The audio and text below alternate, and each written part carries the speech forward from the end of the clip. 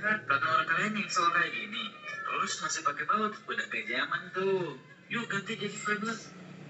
Lalu bersihin pakai outdoornya. Kamu dulu dari pasangnya tadi. Sekarang udah rapi dan juga sekarang udah tahu sama harus freelance festival di Bandung.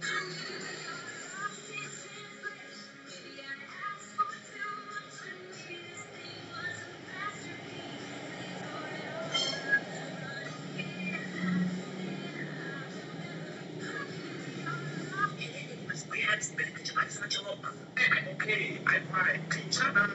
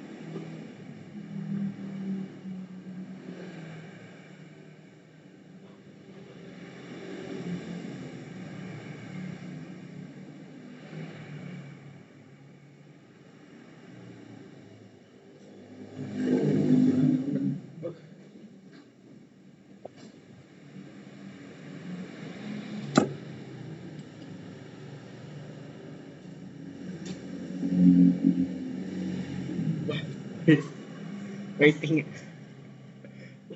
Waiting. Oke. Berarti opening aku lagi ya.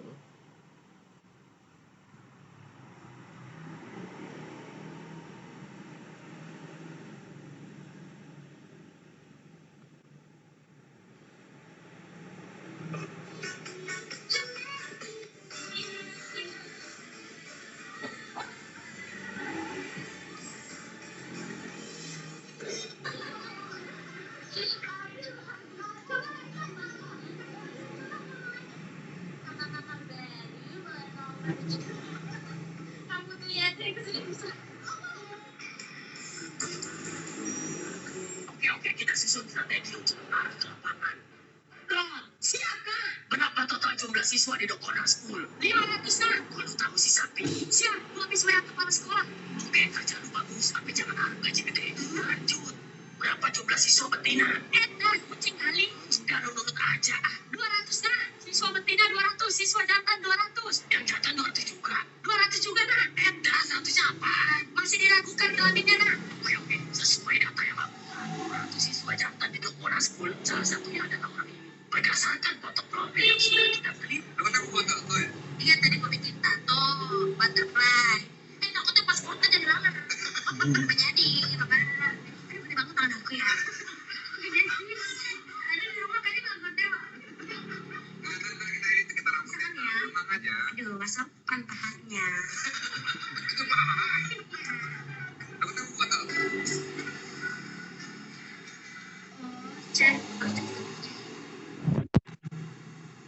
Polisi militer sampai masuk ke kantor gubernur Maluku.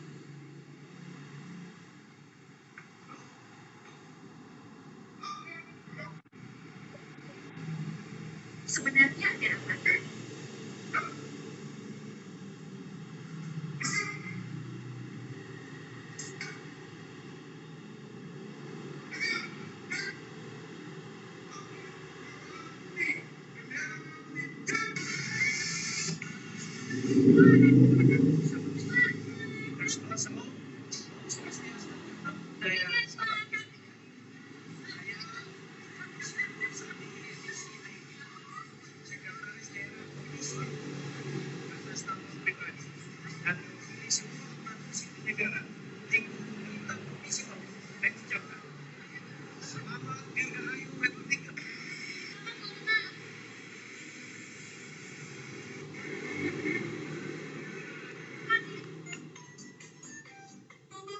Ini ternyata bekas kecelakaan. Makanya aku disuruh ini.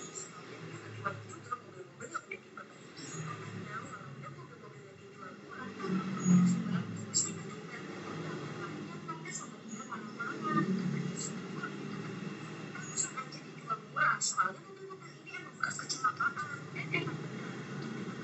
Meskipun mobil yang bekas kecelakaan diperbaiki dan dijual lagi biar bagus. Kalau udah mulus lagi baru dijual. Terus ada bocil 5 tahun yang tiba-tiba ngajakin wanita ini gara-gara mobil. Ternyata bocil ini adalah anaknya yang selalu ikuti dia kerja di showroom ini. Bocil ini tuh bukan iseng gitu, suka mencari-cari klakson. Padahal ini udah masuk klakson. Tapi gak lama kemudian kedengaran lagi suara klaksonnya. Kesel, anaknya masih mainin klakson. Tapi ternyata bukan anaknya yang mainin klakson. Sudah percuma. Malam harinya wanita ini masih di showroom, masih kerja. Mobil-mobil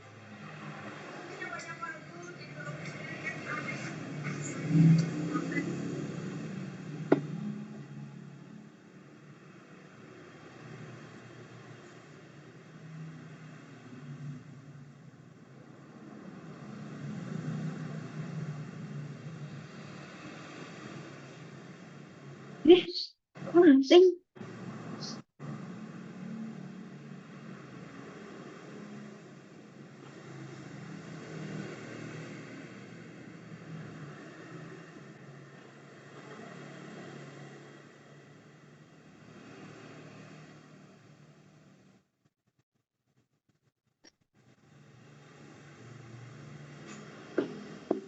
Iku sih mati lampu apa piye to, Bu? Oh, gak saking ning kritik-kritike.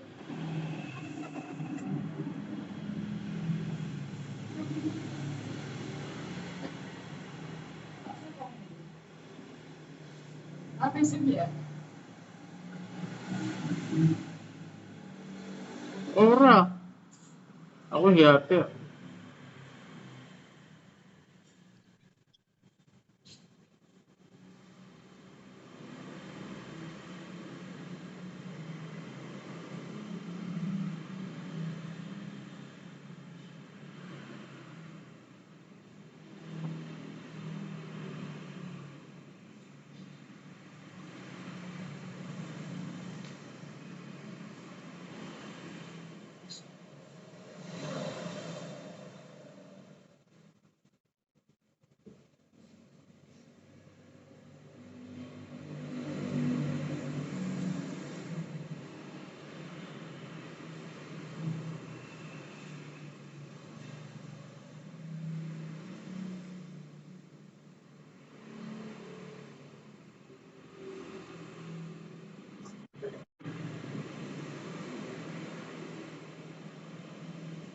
Lemot, lampu.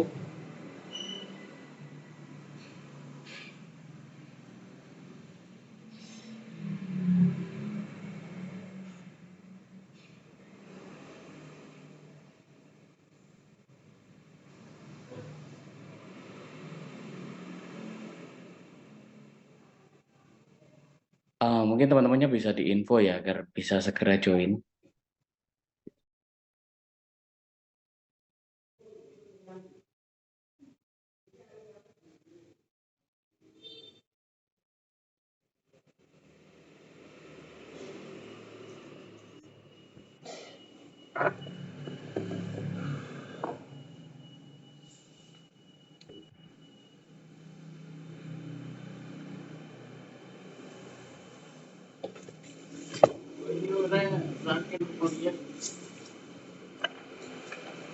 Jam cepet terus, lewat itu. Aku panas.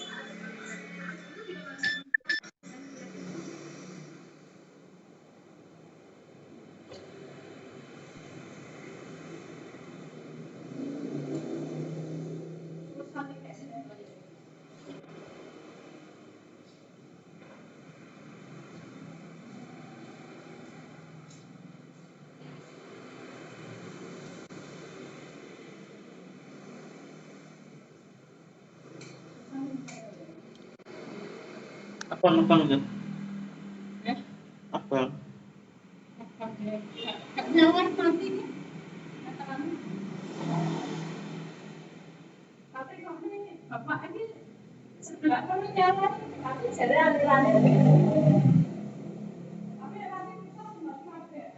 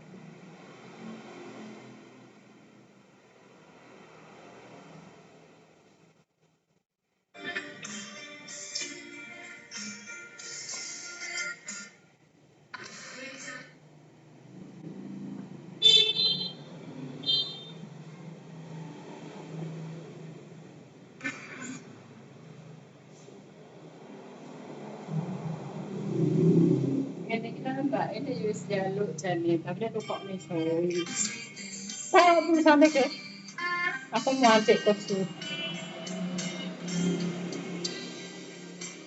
Pernah aku kalau itu mati isu ini kita, dan koknya jambiro, jambi tubuh. Jaluk kan isu ini gitu, ini kan jambi tubuh. Tapi uangnya sering ngarep gede kafe aja, tengah.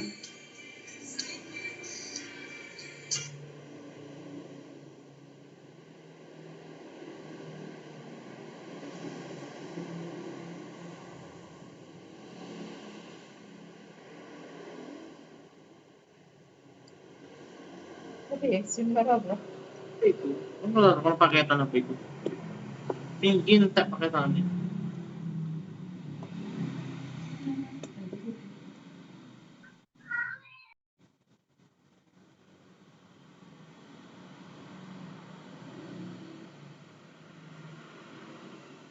Ya.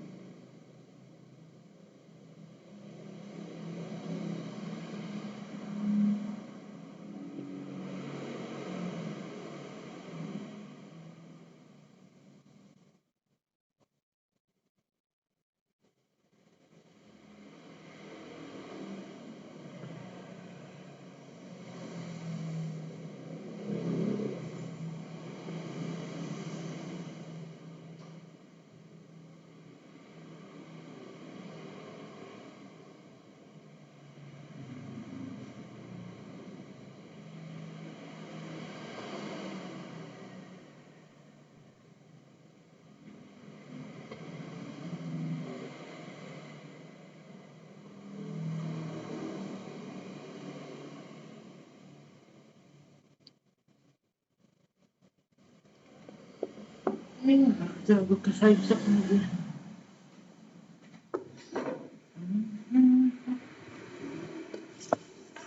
Itu.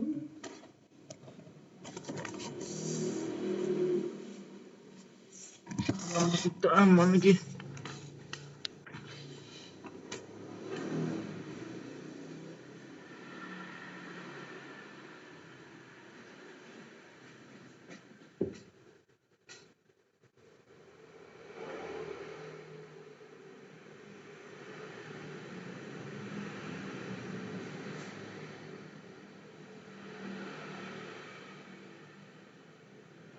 kesehatan kimia farmasi.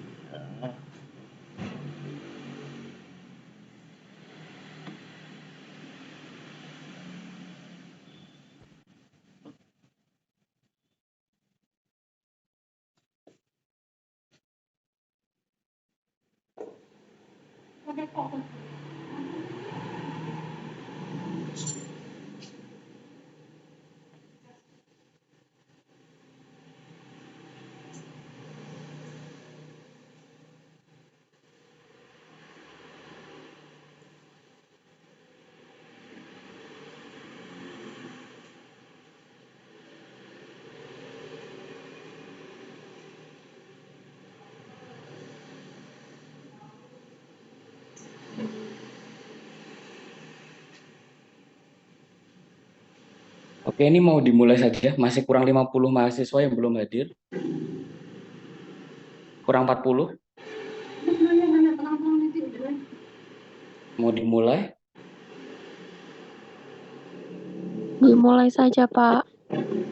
Dimulai saja, Pak. Baiklah. Kita mulai saja ya. Assalamualaikum warahmatullahi wabarakatuh. Waalaikumsalam warahmatullahi wabarakatuh. Waalaikumsalam warahmatullahi wabarakatuh. Selamat pagi semuanya. Selamat pagi, Pak. Pagi, Bapak. Selamat pagi, Bapak. Pagi, Bapak. Kelihatan lesu ya. Iya, Pak. Iya, Bapak. Baru Belum bangun sarapan. tidur atau gimana ini? Pagi, Pak. Belum tidur, Pak. Belum tidur? Ya, Pak. Tugas numpuk, Pak. Oke, baik. Mungkin sebelum saya mulai ke materi, mungkin ada yang mau ditanyakan terkait dengan pertemuan kita sebelum-sebelumnya kemarin.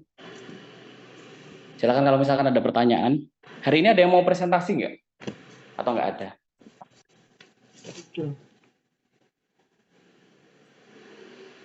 Nggak ada kayaknya ya. Ada, Pak. Ada? Ada? Saya, Pak. Oh iya. Mungkin mau presentasi dulu atau materi? Karena materinya agak lumayan ya. Karena hari ini akan ada materi pertemuan 6 yang kemarin ya. Sekalian saya bahas. Kemarin kan ada tugas ya untuk mengidentifikasi aplikasi-aplikasi di pelayanan kesehatan. Jadi nanti akan saya sampaikan juga. Mungkin mau presentasi dulu? Iya, Pak. Sebentar aja. Mbak Ali. Oke, baik. Silakan Mbak Alia, waktu dan kesempatan saya persilahkan. Bapak izin share screen. Ibu. Ya, silakan. Wah, gitu.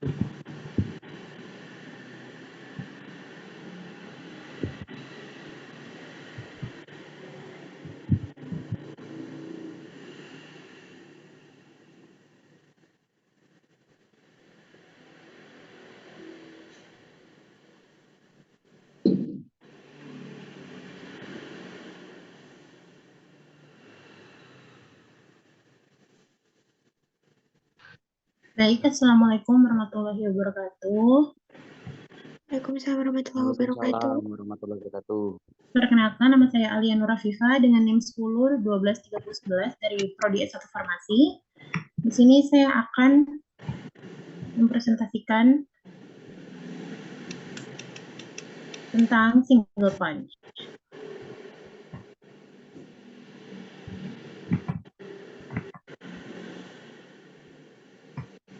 Apa itu single punch?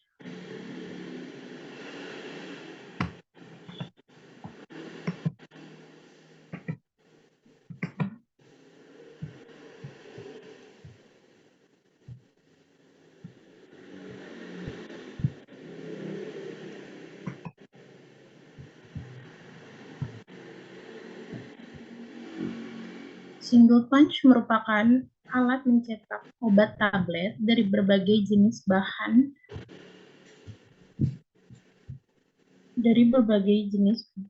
baku granular. Alat ini dapat digunakan untuk percobaan atau praktik di laboratorium atau bisa juga diproduksi batch dalam jumlah kecil untuk berbagai jenis obat tablet. Cara kerja single punch ada 4, yaitu pertama ada filling, kedua ada metering, yang ketiga ada kompresi, yang keempat ada ejeksi. Baik, cara kerja yang pertama yaitu filling. Filling atau pengisian merupakan tahap pengisian bahan baku untuk kompresi tablet. Bahan baku bisa diproses terlebih dahulu dengan metode granulasi basah, granulasi kering, pengukutan, dan lainnya. Formulasi akhir yaitu di blend agar tercampur dan campuran dimasukkan ke dalam mesin single punch. Cara kerja yang kedua ada metering. Metering merupakan tahap pembuangan granul yang berlebihan. Tahap ini memungkinkan tepat berat atau volume dari granulasi agar dapat dikompresi menjadi tablet. Berat tepat granulasi dikendalikan dengan ketinggian pukulan rendah dalam cetakan. Cara kerja yang ketiga yaitu kompresi. Tahap kompresi yaitu tahap di mana pada bagian atas punch dan bagian bawah bergerak. Pressure roll yang terdapat dalam alat membuat bagian bawah dan bagian atas punch bergerak dan melakukan kompresi. Cara kerja yang terakhir yaitu ejeksi. Pada tahap ejeksi yaitu tahap ketika tablet sudah jadi dan dikeluarkan dari upper maupun lower punch. Yang terakhir ada spesifikasi produk.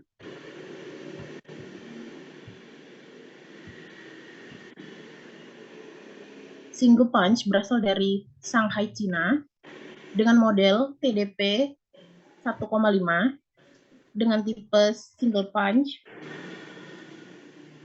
Pengaplikasian dalam bentuk tablet dengan tekanan maksimal 15 kilo nano dengan diameter tablet maksimal 5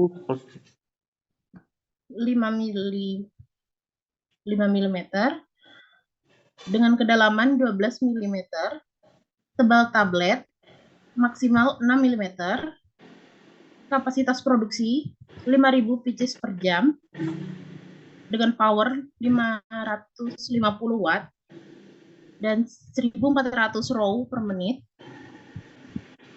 dengan dimensi 570 kali 380 dikali 630 mm dengan berat 92,5 kg.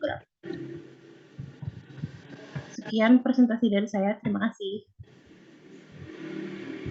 Ya, terima kasih Mbak Alia atas presentasi yang dilakukan. Oke, baik. Mungkin untuk teman-teman ada yang mau bertanya terkait dengan salah satu perangkat ya untuk pembuatan tablet ya tadi ya. Silakan.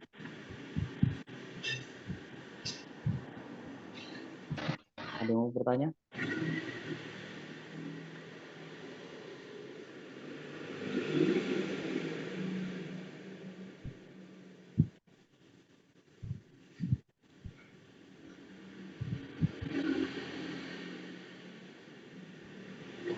Izin bertanya, Bapak.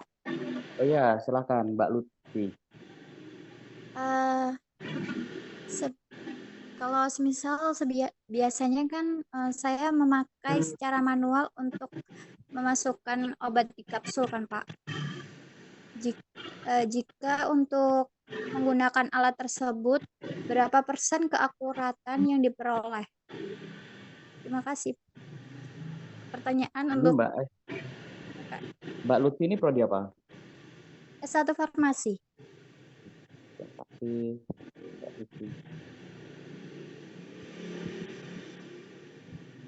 Ya, berarti pertanyaannya terkait dengan akurasi ya. Mungkin silakan Mbak Alia langsung bisa menanggapi mungkin.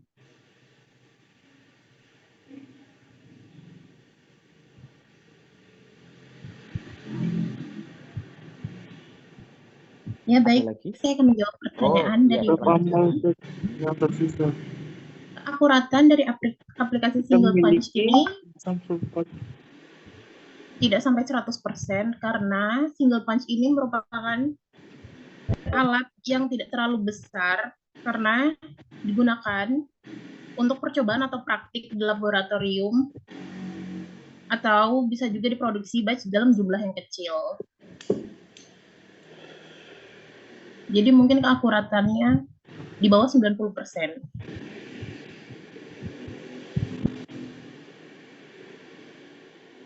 Apakah sudah jelas? Sudah, terima kasih. Iya, sama-sama.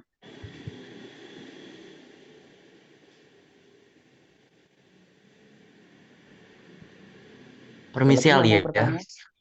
Oh ya, silakan. Siapa ini? Baik, saya Karol Samasudi dari Prodi S1 Kedokteran Gigi.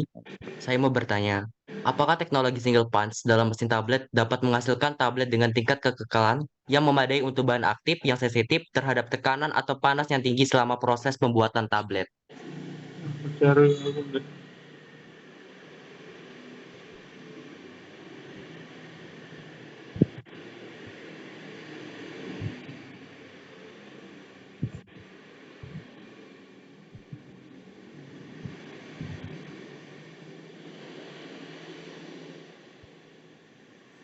Ya, baik, saya akan menjawab pertanyaan dari Mas Khairul.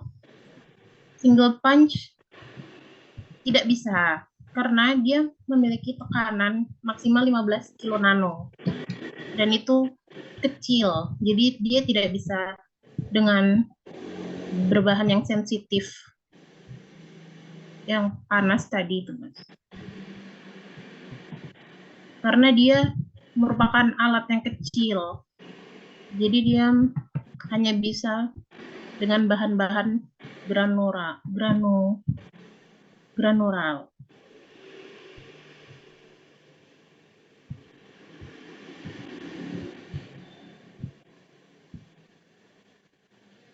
Terus mungkin tadi ada pertanyaan lagi tadi dari Mas Koirul. Kira-kira kalau misalkan nih bahannya panas gitu, ini bisa mentolerir nggak panasnya? Sampai apa gitu? Misalkan ada bahan baku granulanya itu, bahan obatnya itu dia panas gitu. Kalau untuk panas bisa, Bapak.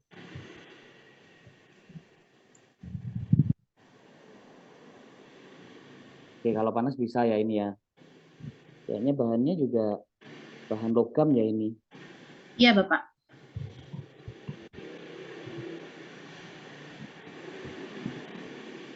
Sudah terjawab atau belum ya tadi? Atau masih ada yang belum terjawab, Mas Koirul?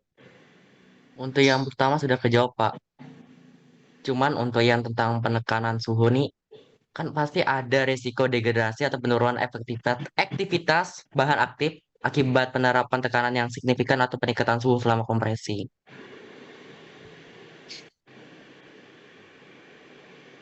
Iya, kalau itu pasti ada karena single punch ini merupakan alat kecil yang biasa digunakan untuk praktik laboratorium.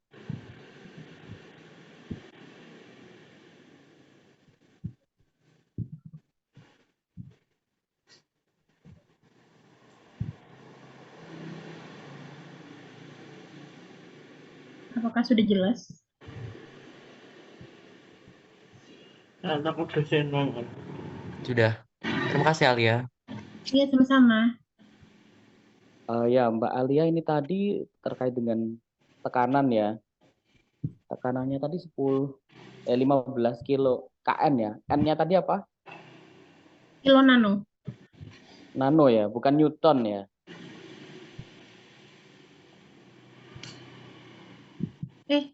Iya, kilo. Kilo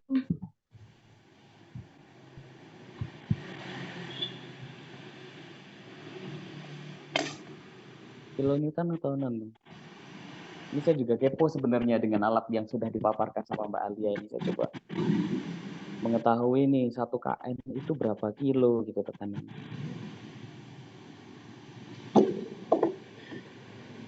Kilo Newton. Kilo Newton ya.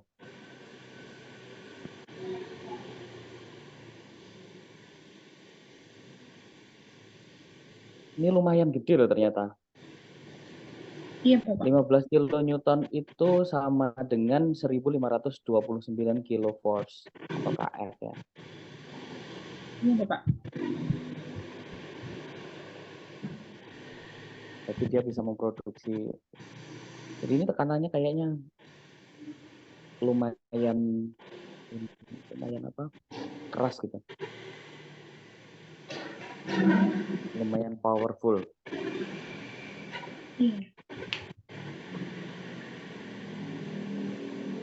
Oke, baik. Mungkin ada pertanyaan lagi? Oh ini ada Mbak Gita. Silakan Mbak Gita. Baik Bapak, terima kasih.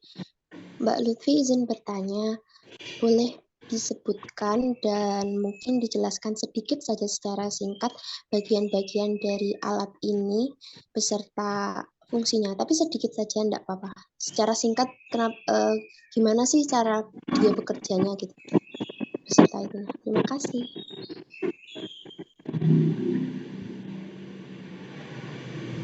Mohon maaf, ini pertanyaan untuk siapa ya? Untuk Oh, Mbak maaf, Alia. Mbak Alia. Salah nyebutin kayaknya ya. Mohon maaf Bapak, saya kaget sedikit. Ya, silakan Mbak Alia, mungkin bisa dijelaskan cara kerjanya. Tadi juga sebenarnya sudah disebutkan ya part-partnya ada apa aja dan prosesnya apa aja. Mungkin bisa dijelaskan secara singkat. Baik, yang pertama, masukkan bahan granular ke dalam inlet yang ini. Yang sebelumnya ini mesinnya sudah harus dinyalakan dulu ya. Jadi masukkan ke sini, lalu lingkaran ini akan berputar. Kemudian secara otomatis tablet akan terbentuk yang keluar dari mold ini. Jadi nanti tabletnya akan keluar di sini. Seperti itu.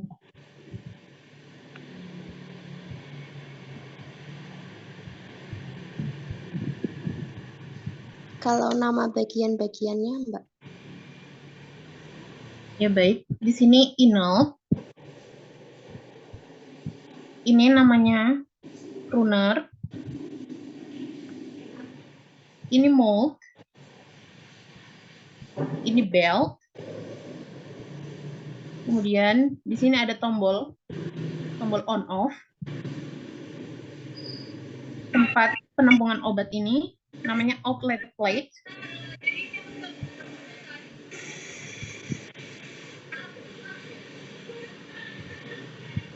Apakah sudah jelas bagian-bagiannya?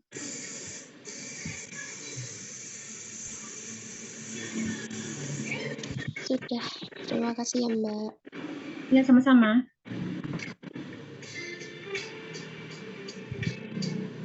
Oke, mungkin sebentar bisa di stop share dulu Mbak Alia. Mungkin ini teman-teman juga banyak yang kepo ya terkait dengan alatnya ini. Mungkin di sini saya sudah buka YouTube ini. Ini ada juga alatnya dan juga cara kerjanya. Mungkin sama Mbak Alia bisa di stop dulu. Baik, Bapak. Screen-nya. Ini saya juga kepo sebenarnya. Ini saya juga baru pertama kali melihat ya. Karena saya juga bukan orang farmasi juga sih. Ya. Mungkin alatnya seperti ini. Enggak, saya lupa enggak share sound-nya juga.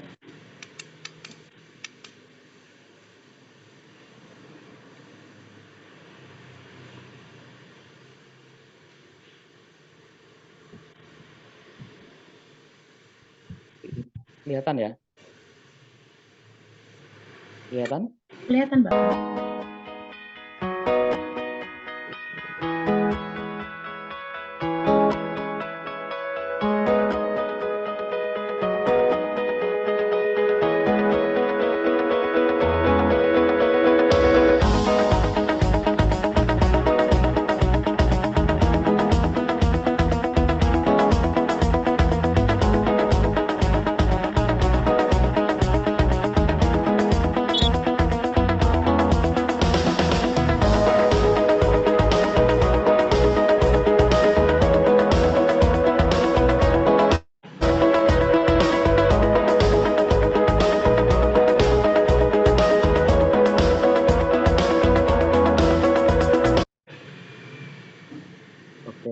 itu tadi ya cara kerjanya ya. Tadi ke play kan ya? Iya, Bapak. Terputus. Mungkin itu biar teman-teman juga tahu nih, oh ternyata ada alat nih kayak gini untuk press obat. Jadi untuk mencetak obatnya biar nggak manual nge-press. Jadi butuh alat yang dia itu lebih presisi ya. Daripada kita ngepres sendiri kan pasti tenaganya juga butuh lebih yang ekstra, terus ya, kadang diameternya nggak sesuai standar kayak gitu. Silakan, mungkin ada lagi yang mau diskusi? Kayaknya sudah ya. Ada lagi yang mau presentasi mungkin? Baik, Bapak. Terima kasih atas kesempatan presentasinya. Silakan Mbak Alia, bisa ditutup. Silakan. Baik, terima kasih atas antusias teman-teman untuk memperhatikan hasil presentasi saya, dan juga terima kasih kepada Bapak telah memberikan kesempatan saya untuk mempresentasikan hasil kerja saya. Terima kasih. Assalamualaikum warahmatullahi wabarakatuh. Selamat pagi. Waalaikumsalam warahmatullahi wabarakatuh. Ada yang mau presentasi lagi mungkin? Ya, oke, baiklah. Kita langsung ke materi saja ya. Ini materinya itu terkait dengan promosi kesehatan sebenarnya untuk pertemuan yang ke-7. Tetapi hari ini sebelum saya ke pertemuan 7, mungkin saya akan menjelaskan sedikit terkait dengan aplikasi yang digunakan di bidang kesehatan. Kemarin teman-teman sudah mengumpulkan semua ya kelompoknya ya. Ada yang belum ngumpulin? Sudah, Bapak. Sudah, Pak. Semua ya. Jadi kalau misalkan saya bahas ini sah-sah saja ya. Ini mungkin saya akan menjelaskan beberapa saja. Jadi tidak semua alat, tidak semua software gitu di bidang pelayanan kesehatan, karena software di pelayanan kesehatan itu jumlahnya banyak sekali. Apalagi sekarang juga pemerintah itu sudah menggalakkan untuk pembuatan software yang memudahkan tenaga kesehatan untuk menjalankan aktivitas. Mungkin di sini sekilas saja ya. Oke. Untuk software yang pertama adalah sistem RS atau sistem informasi manajemen rumah sakit, yaitu aplikasi atau sistem komputer yang dirancang khusus untuk membantu manajemen operasional rumah sakit atau fasilitas kesehatan. Ya, tampilannya kurang lebih ya seperti ini ya. Di dalamnya itu mencakup data tentang pendaftaran pasien, informasi dari poli, dari penunjang, bahkan di sini juga terkait dengan finance ya, pendapatan dari rumah sakitnya gitu. Terus kemudian juga hasil dari penjualan obat, dari pelayanan penunjang lain mungkin yang terkait dengan manajemen yang ada di rumah sakit. Jadi sebenarnya semua aktivitas itu harusnya di-cover oleh sistem. Kedua yaitu SIMPUS, Sistem Informasi Manajemen Puskesmas, merupakan pusat tempatnya itu di puskesmas ya, fasilitas kesehatan pemerintah yang berfungsi untuk memberikan pelayanan kesehatan dasar kepada masyarakat di tingkat bawah seperti di desa atau kelurahan.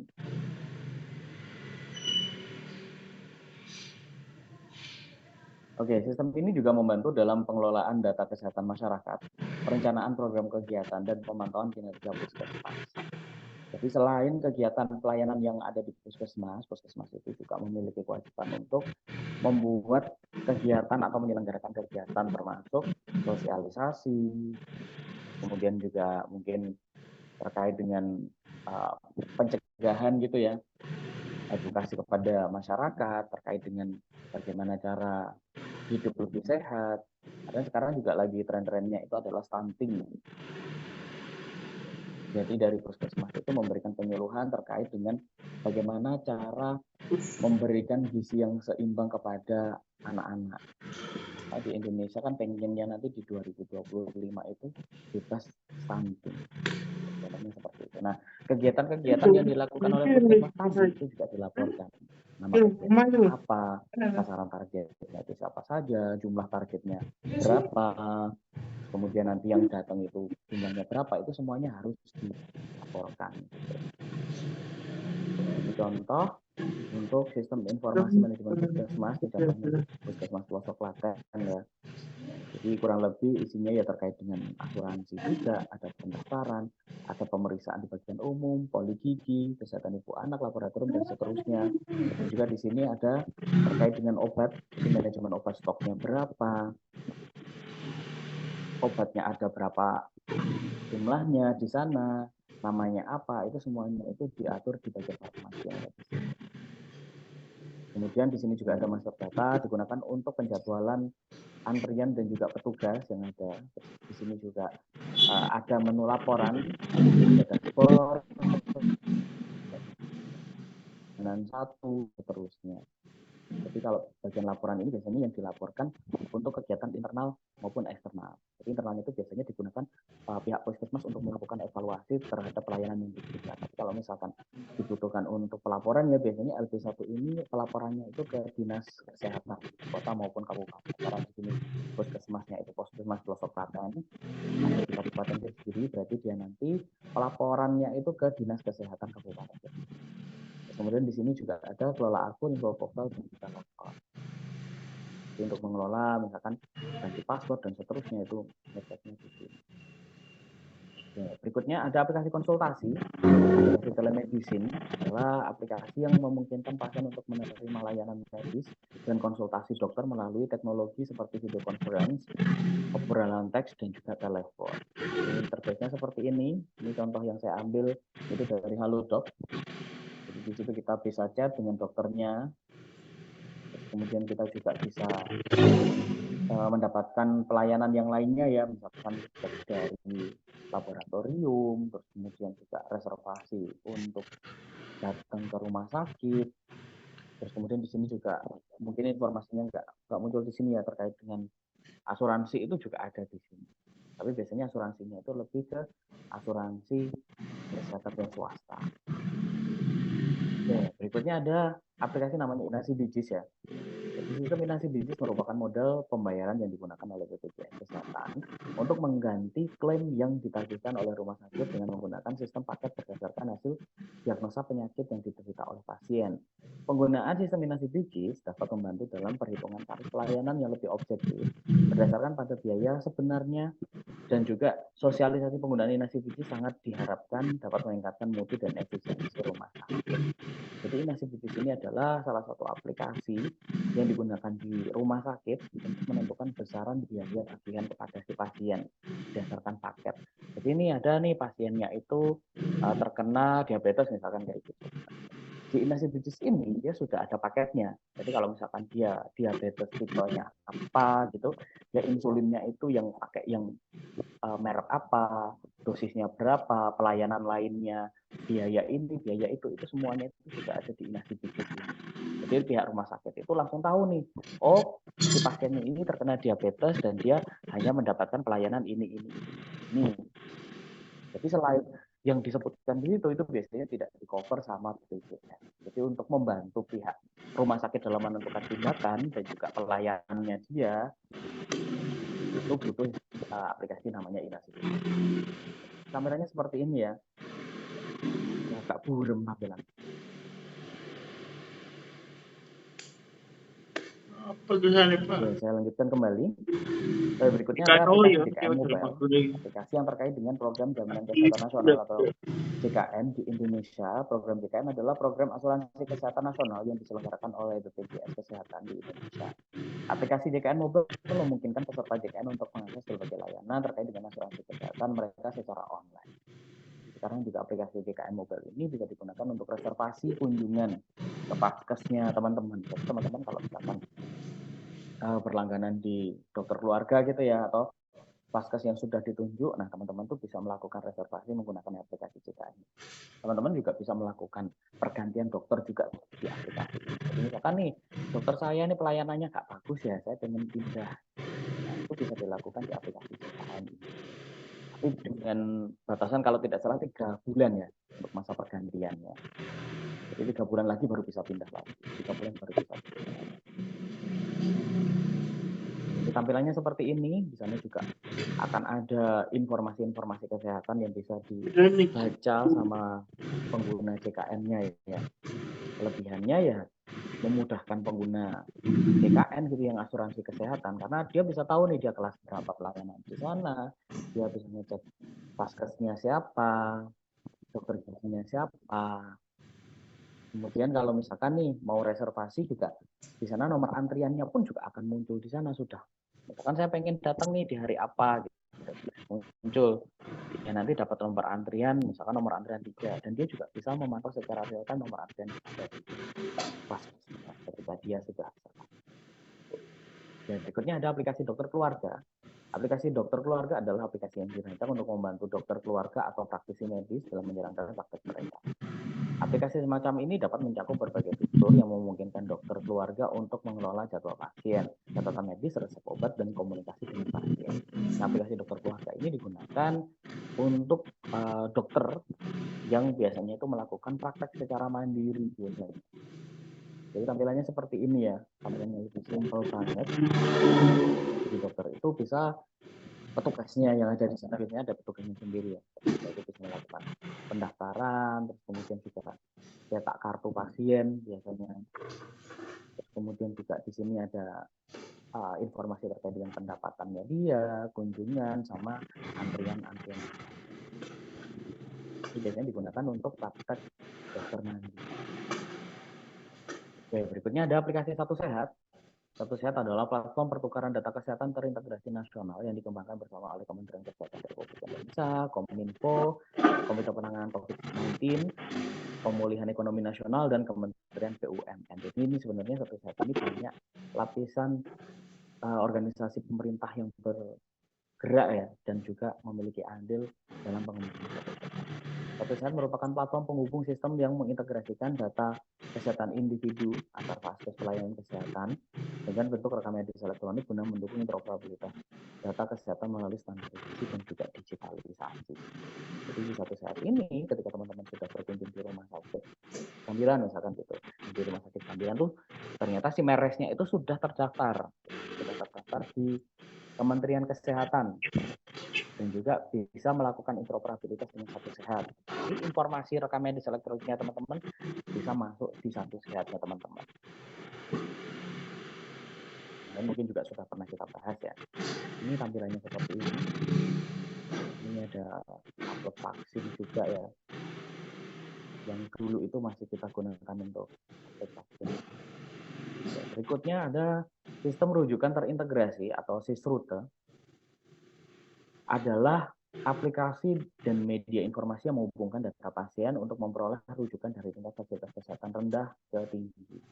Jadi kalau misalkan nih teman-teman ini sudah berobat gitu ke puskesmas atau rumah sakit yang sudah sesuai dengan vaskesnya teman-teman ya, sudah terdaftar, ternyata di vaskesnya itu tuh tidak bisa meng-cover terkait dengan pelayanannya di sana, ada alat yang tidak ada atau tidak ada spesialis gitu, sehingga teman-teman harus dirujuk nih.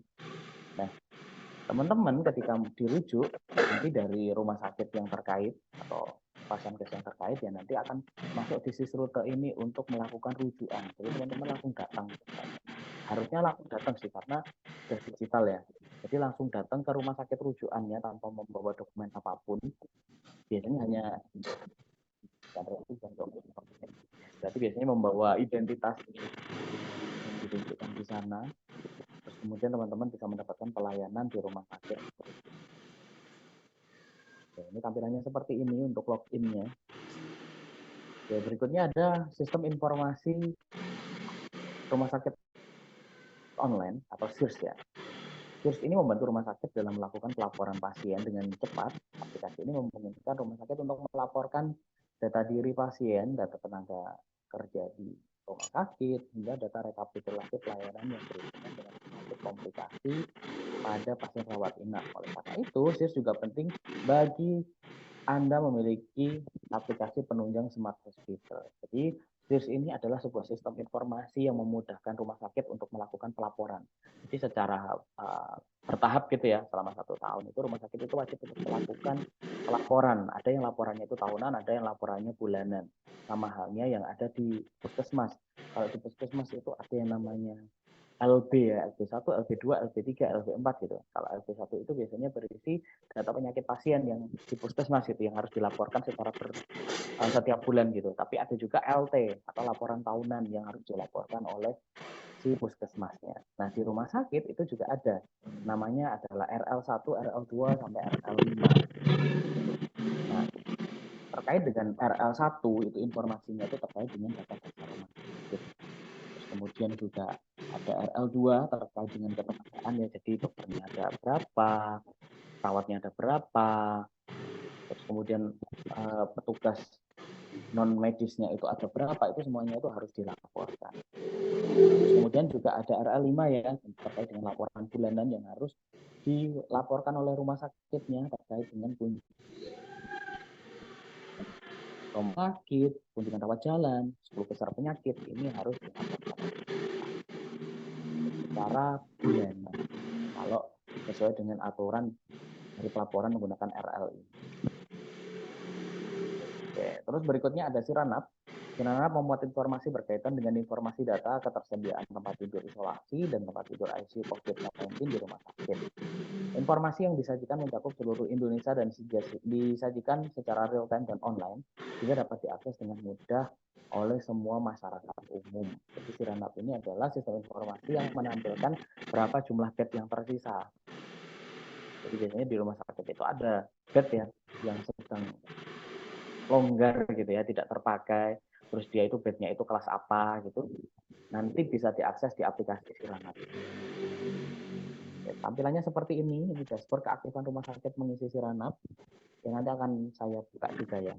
Materinya itu. Nah, saya share screen kan terkait dengan aplikasi Siranap ini.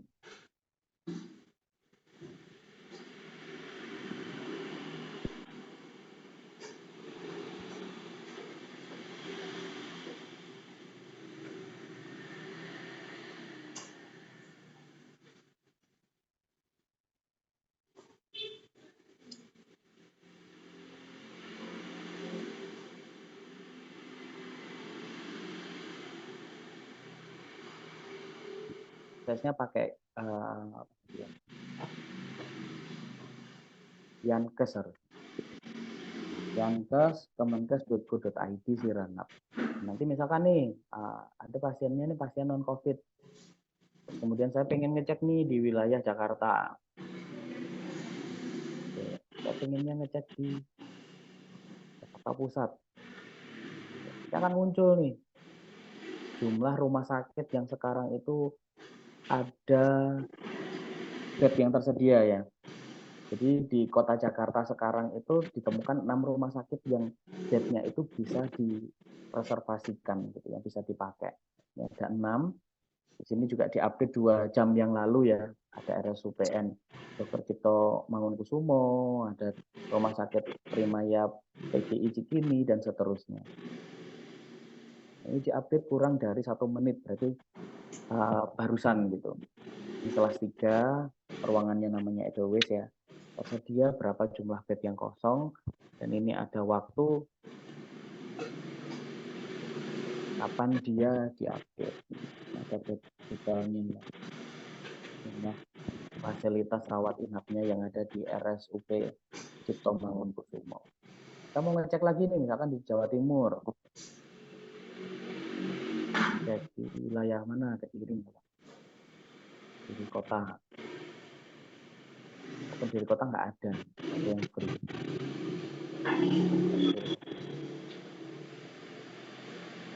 Di wilayah kabupaten ini ada Rumah Sakit Umum Wilujeng. Ini jumlah bednya berapa, kelas berapa? Oh, cuma 1 doang. Diupdate 16 menit yang lalu. Ini untuk kelas 1, kelas 2 sama kelas 3 ada semuanya, ruangannya. Tersedia berapa jumlah bed. Ini untuk Siranap. Ya, silakan, mungkin ada pertanyaan terkait dengan materi pertemuan yang ke-6.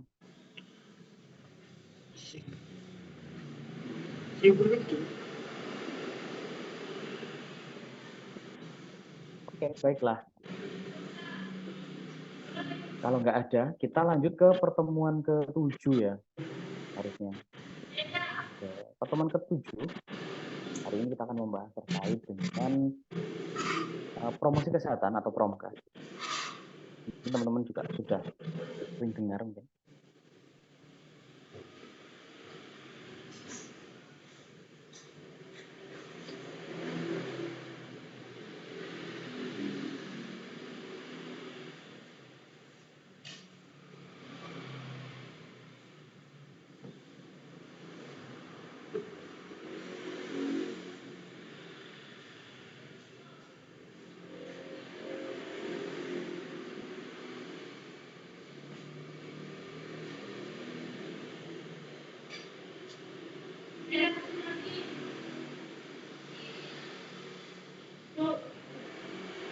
Kok pada diem ini? Jangan-jangan mic saya mute ini dari tadi. Cek. dokter. Tidak, Oh, Bapak. tidak ya. Ya, Kira-kira promosi kesehatan itu apa sih? Pernah dengar nggak? sebelumnya belum dokter. Oh, belum pernah dengar ya? Ya, Jadi promosi kesehatan itu adalah suatu promkes upaya apa? atau tindakan yang bertujuan untuk meningkatkan kesadaran, pengetahuan perilaku, dan kondisi kesehatan masyarakat.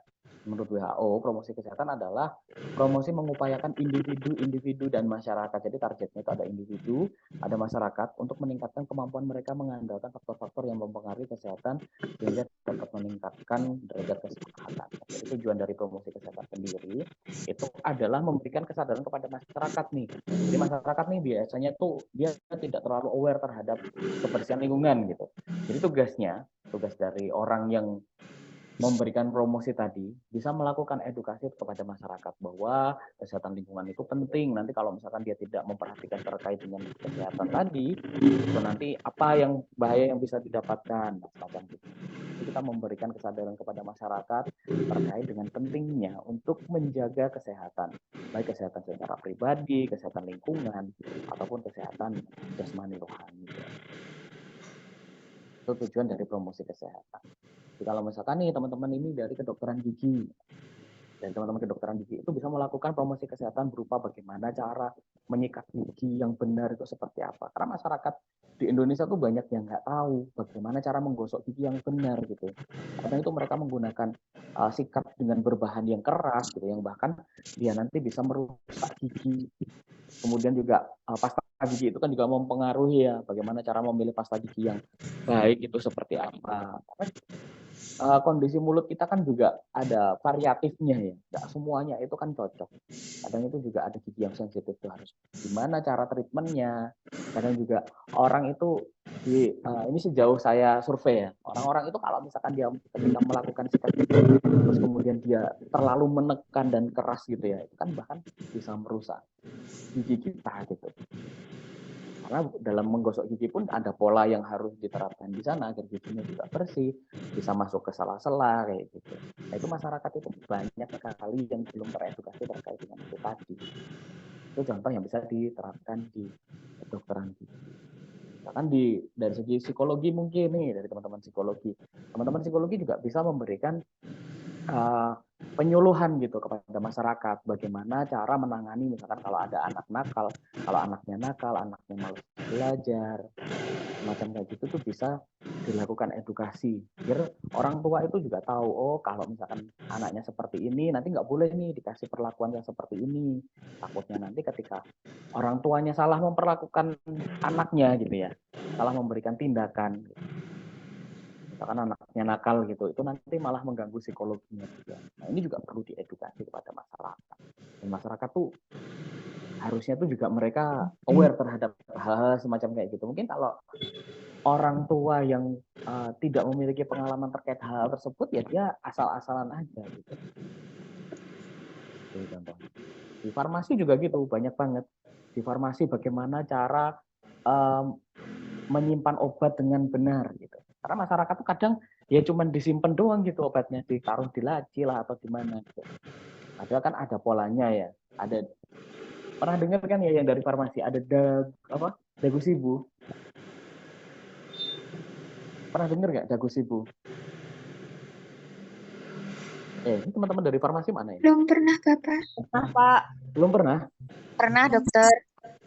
Pernah ya? Apa singkatannya apa? Dagu Sibu itu. Dapatkan, gunakan, simpan uang, dokter.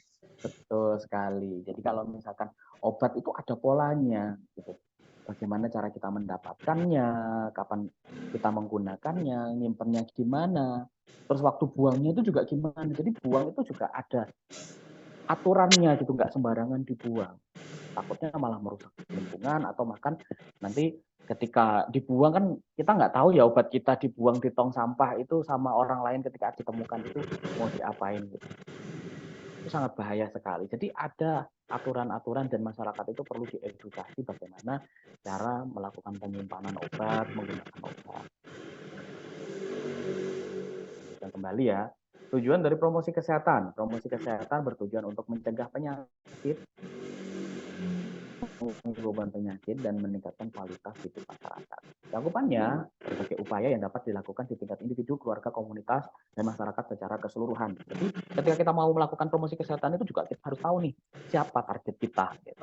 Apakah hanya individual, apakah hanya perorangan saja, apakah itu kita harus memberikan edukasi per keluarga, atau bahkan ketika ada komunitas ya, kan ada juga tuh komunitas-komunitas, ya gitu. Misalkan komunitas HIV itu kan juga ada ya, kita bisa melakukan edukasi kepada mereka, atau bahkan masyarakat secara keseluruhan nih, apakah ibu-ibu PKK targetnya, apakah ibu-ibu posyandu, apakah ada bapak-bapak yang bekerja di sawah agar mereka itu aware gitu ya terhadap kesehatan.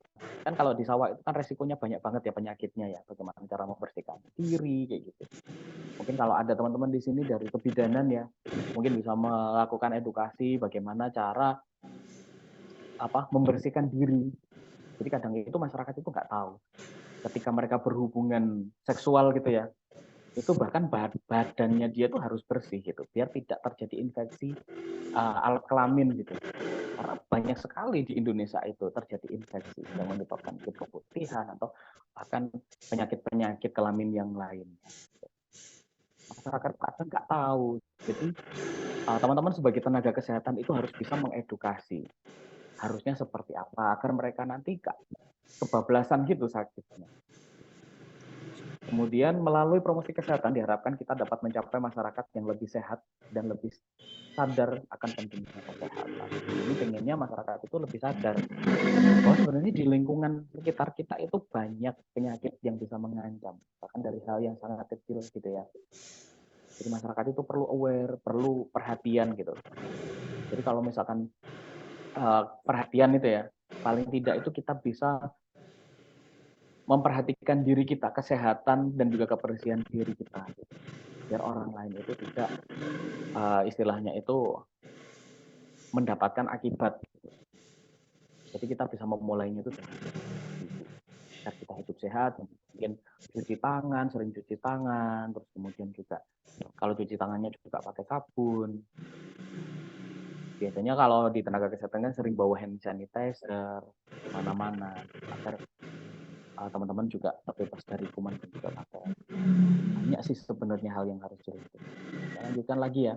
Oke, media promosi kesehatan di sini nanti akan saya jelaskan hanya beberapa saja ya, sebenarnya banyak sekali media promosi kesehatan yang bisa kita terapkan untuk masyarakat di sekitar.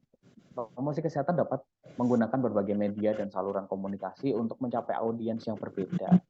Audiensnya tuh macam-macam, jadi kita harus tahu nih strategi apa yang cocok agar materi kita atau penyuluhan yang kita lakukan itu bisa nyampe ke orang.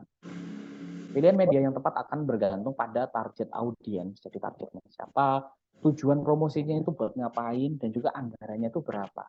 Karena pasti ketika kita memberikan penyuluhan itu juga pasti membutuhkan biaya. Kalau kita mau memberikan poster, gitu ya, poster terkait dengan bagaimana cara menjaga kesehatan alat reproduksi, kayak gitu. Kan poster kan juga butuh biaya. Semuanya itu perlu anggaran. Walaupun tidak apa istilahnya. Kadang itu juga gak terlihat gitu biayanya. Contohnya gini, saya pengen membuat poster nih. Nah, laptopnya juga punya sendiri.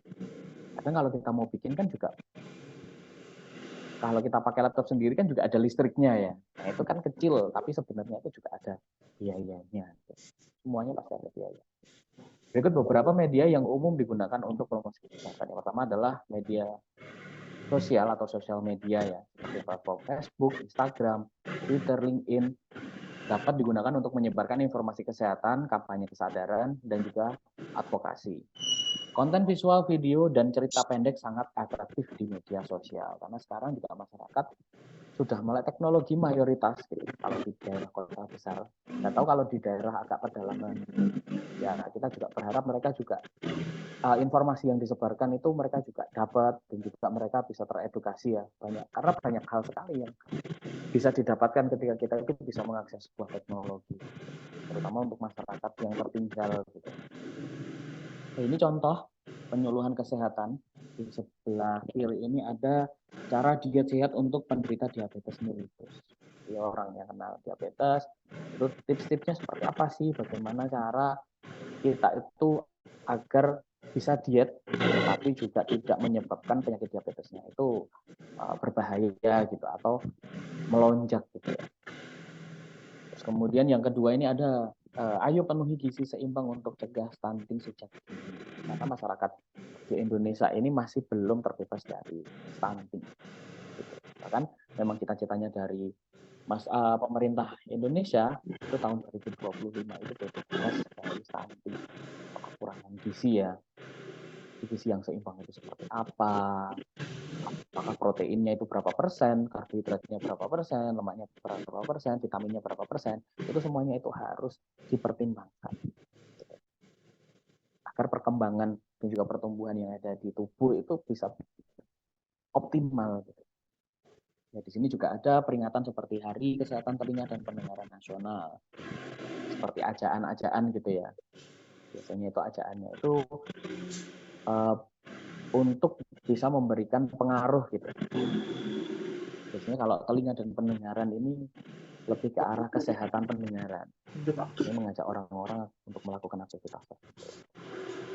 Oke, ini juga ada promosi kesehatan yang kedua, bisa menggunakan situs web ya, membangun situs web atau halaman khusus dengan konten berkualitas tinggi tentang topik-topik kesehatan dapat memberikan akses mudah untuk informasi kepada pengguna yang mencarinya. Ini contohnya dari Kementerian Kesehatan, websitenya Kementerian Kesehatan, langsung dari bagian promkesnya.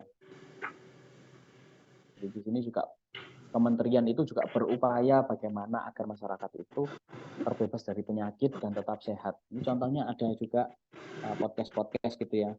Aksi bergizi bikin glowing, ada peran pendamping TBC anak, semua bisa jadi pahlawan, dan masih banyak lagi.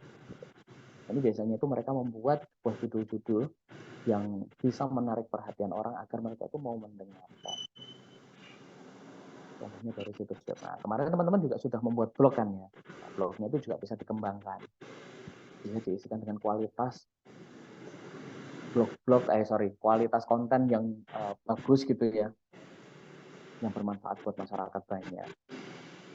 Dan tentunya kalau misalkan kita pengen menulis dengan standar yang kualitas bagus gitu, tapi isinya itu harus dari referensi-referensi yang berkualitas, bukan dari informasi yang hoax. Terus berikutnya juga ada aplikasi kesehatan. Jadi aplikasi kesehatan itu pengembangan aplikasi kesehatan memberikan panduan pelacakan kesehatan atau pengingat pengobatan dapat membantu individu dalam mengelola kesehatan mereka. Ini contohnya kayak aplikasi Halodoc itu juga ada edukasi terkait dengan bagaimana cara meningkatkan kualitas dari kesehatan. Itu banyak banget ya kalau mau baca artikelnya. Berikutnya ada kampanye video pendek seperti animasi edukatif, wawancara dengan pakar kesehatan atau testimonial pasien dapat menjadi alat yang kuat dalam promosi kesehatan. Ini contohnya yang ada di sini itu penggunaan baliho dan juga ada videotron gitu. Ini kayaknya videotron semua ya. Videotron semuanya. Jadi videotron itu juga bisa menjadi salah satu alternatif untuk promosi kesehatan. Kalau di sini sebenarnya juga banyak ya kalau di wilayah kecil itu. Di wilayah Blitar juga ada. Kayaknya di kota-kota besar itu mayoritas sudah menggunakan Videotron sebagai iklan gitu. Nah, daripada dimanfaatkan hanya iklan-iklan yang seperti itu, nah ini juga bisa dijadikan sebagai alternatif untuk promosi kesehatan yang optimal. Jadi untuk masyarakat yang sedang mungkin berlalu lalang berkendaraan, mereka bisa teredukasi ketika mereka melihat Videotron. Berikutnya ada radio dan juga podcast. Membuat siaran radio atau podcast kesehatan dapat menjadi cara efektif yang penting gitu, efektif untuk mencapai pendengaran yang lebih luas dengan informasi kesehatan yang relevan. Ini juga podcast sudah tren banget ya, dan juga podcast ini juga bisa dibikin sama teman-teman mungkin, karena ruangannya tidak terlalu, butuhnya tuh nggak terlalu gede gitu, yang penting bisa nyaman buat ngobrolin tentang kesehatan. Ini ada dua model podcast ya. Yang pertama itu podcast yang hanya suaranya saja, itu ada. Yang kedua itu podcast dengan video gitu. Jadi tergantung masyarakatnya ini targetnya siapa dan bagaimana cara pendekatannya. Kalau biasanya radio itu ya bisa lewat siaran radio, atau bahkan kalau hanya suara saja itu bisa diupload di Spotify semacam kayak gitu. Oke, berikutnya ada televisi. Dari iklan TV dan juga program kesehatan di televisi adalah cara yang baik untuk mencapai audiens yang lebih luas. Program kesehatan ini seringkali memberikan informasi yang mendalam tentang topik-topik tertentu. Ini contoh perawatan gigi sejak dini pada anak. Nah, ini juga penting banget gitu. Jadi anak itu bisa menjaga kesehatannya itu ya dari edukasi yang semacam kayak gini, gitu, yang menarik gitu. Jadi kalau misalkan nih kita pengen mempengaruhi seorang anak agar mereka itu aware terhadap kesehatan giginya mereka gitu, ya berarti kita harus melakukan pendekatannya. Oh, targetnya anak tuh lebih suka animasi atau bahkan action figure mungkin seperti itu, ataupun yang lain-lain karakter-karakter anim yang dibikin gitu agar mereka itu lebih terserap informasinya ya. Jadi kita harus tahu nih pendekatannya seperti apa, terus kemudian kapan waktu memberikan pendekatan. Kadang kalau anak itu usrek sendiri gitu ya, mereka melakukan aktivitasnya mereka, ketika mereka sudah asik sendiri gitu ya, kita memberikan edukasi itu juga kadang tuh gak nyampe. Jadi kita harus tahu nih timingnya kapan untuk memberikan edukasi yang semacam itu. Ini contohnya di acara dan seminar, ini juga salah satu bentuk promosi kesehatan. Mengadakan acara dan seminar kesehatan dengan topik yang relevan dapat membantu dalam penyuluhan dan memberikan kesempatan bagi audiens untuk berinteraksi langsung dengan para ahli. Nah, biasanya kalau dari seminar kesehatan ini biasanya mengundang ahlinya secara langsung. Ini contohnya ada Profesor Dr. Sri Sumarmi, ini ahli di bidang kesehatan gizi ya. Jadi di sini beliaunya memberikan seminar terkait dengan gaya hidup sehat dengan gizi seimbang dan juga pola diet yang tepat. Biasanya kalau acara seminar ini juga bisa mengundang, karena kadang juga tokoh yang diundang itu adalah salah satu orang terkenal yang orang lain itu kalau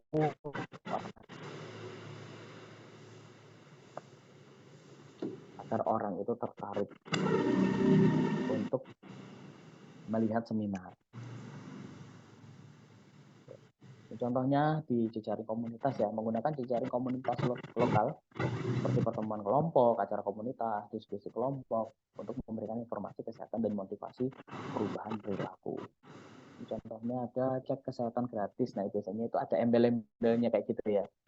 Cek kesehatan gigi gitu, atau beli bukan bleaching ya, kalau di biasanya ada proses untuk misalkan ada tambal gigi gratis. Nah, semacam kayak gitu adalah salah satu bentuk marketing agar orang itu mau datang ke tempat kita dan ikut acara yang kita selenggarakan. Jadi kita harus tahu nih kalau yang ini tadi terkait dengan komunitasnya. Komunitasnya siapa ya, kita ngajak orang-orang apa ya yang kira-kira itu mau untuk memberikan penyuluhan gitu, atau kita juga bisa menargetkan sebuah komunitas untuk diberikan edukasi. Kan pasti ada ya di dinas kesehatan itu, mereka tuh pasti punya list komunitas-komunitas yang ada di wilayah gitu, kota maupun kabupaten. Kita tahu nih, oh target kita ini. Kapan ya mereka biasanya ngumpul-ngumpul gitu. Biar sekalian kita bisa memberikan edukasi terhadap mereka. Materinya cuma ini. Oh, masih ada poster. Ya, materinya yang terkait dengan tempat-tempatnya hanya ini. Mungkin sebelum saya lanjut ke poster ya, apakah ada yang mau ditanyakan?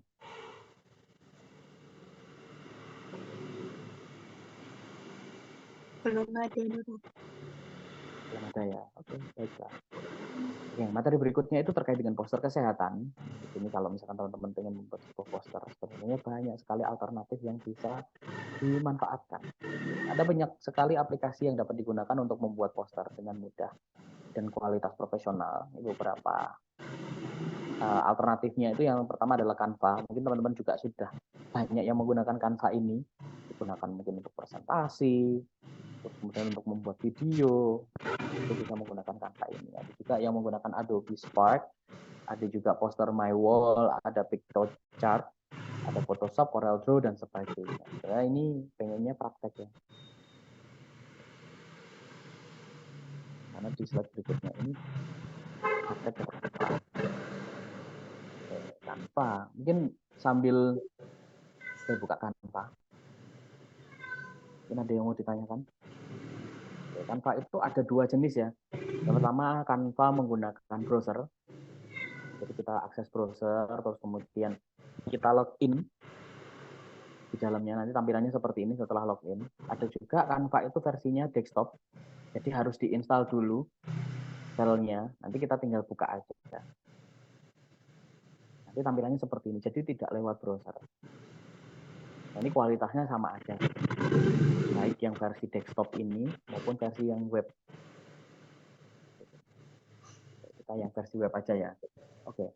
Di Canva ini mungkin teman-teman ada yang belum tahu. Jadi teman-teman bisa membuat poster, video, pamflet, leaflet, atau bahkan bisa membuat postingan-postingan untuk sosial media teman-teman. Oke, kalau misalkan kita pengen bikin poster ya, dicari nih posternya terkait dengan apa misalkan. Gigi misalkan. Ya, search aja di situ. Nanti akan muncul template-template terkait dengan gigi. Apalagi keyword saya ini poster ya. Nanti munculnya nanti itu sinyal saya kayaknya kurang baik. Kita bisa memanfaatkan nih template-template yang ada di sini. Jadi kalau misalkan nih template-nya nggak ada mahkotanya, berarti dia free. Jadi tidak ada batasan untuk mengeksplorasi gitu. Jadi teman-teman bisa custom yang ada di sini gitu. Dan juga teman-teman bisa mengubah yang ada di sini. Ya misalkan saya nggak pengen cari yang berbayar misalkan, kita bisa melakukan filter di situ. Cari aja yang free. Nanti hanya muncul yang free saja. Oh, enggak, itu harus enggak.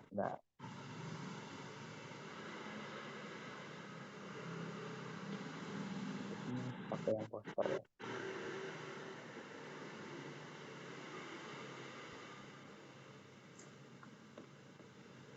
Jadi template-nya banyak banget sih di sini.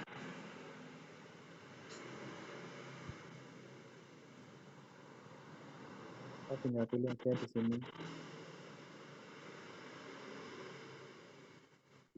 Biasanya ada temanya ya. Ini terkait dengan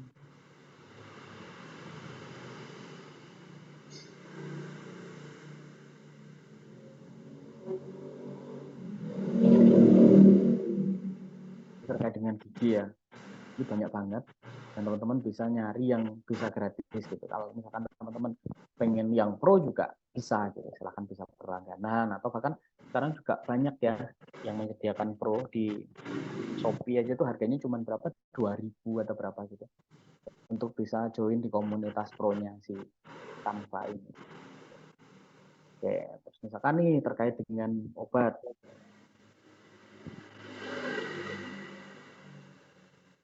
Ini juga bisa.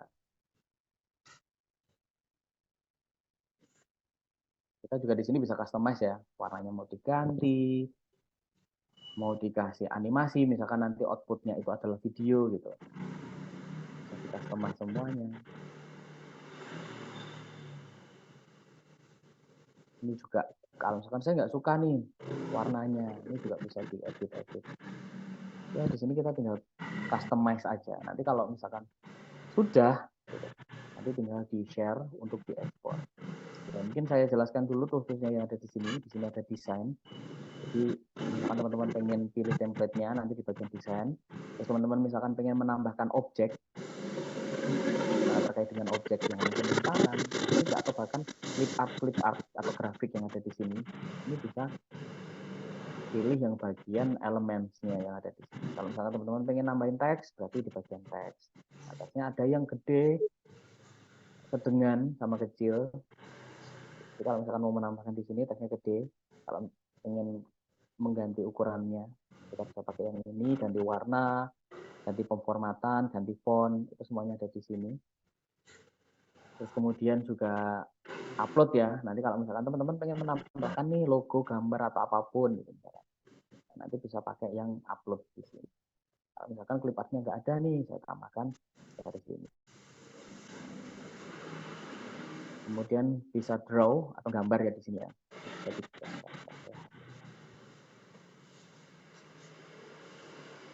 kita bisa memanfaatkan draw yang ada di sini untuk gambar, gitu. Kalau misalkan dibutuhkan. Kemudian di bagian sini kayaknya nggak terlalu berguna ya, kayak apps ini hanya tambahan-tambahan apps, misalkan mau di custom pakai aplikasi gitu, nambahin QR code dan seterusnya. Ini untuk apps ini untuk mengkolaborasikan dengan fitur aplikasi lainnya atau plugin-nya gitu. Terus kemudian nanti kalau misalkan sudah nih, kita bisa share dan kita bisa pilih download menggunakan via video atau PNG, PDF, JPEG, dan seterusnya. Kita juga bisa customize nih, misalkan awalnya itu poster, tapi saya pengennya itu saya bikin video gitu misalkan. Kita bisa menambahkan efek-efek.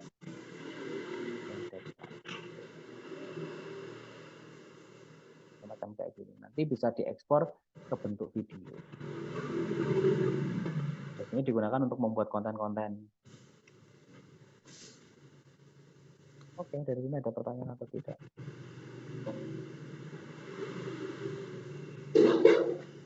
Jangan kalau ada pertanyaan. Waktunya masih 20 menitan lagi.